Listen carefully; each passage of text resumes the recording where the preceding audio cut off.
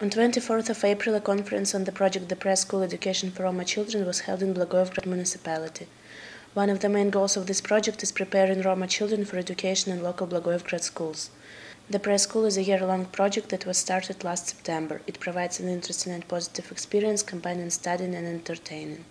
Kids from 3 to 6 years old from Roma neighborhood, mainly coming from very poor families. We're helping them to be part of the Bulgarian educational system because they were not before.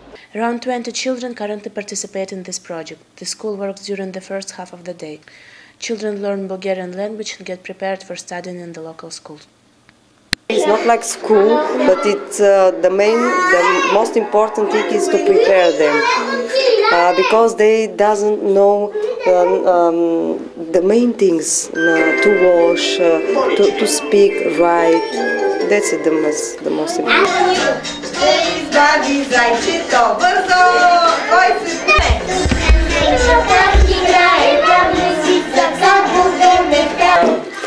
Всички хора в махалата казват, че е много добро, нали? Не само в нашата махала, почти на когото съм казала, че е много добре. Тези деца имаха нужда това.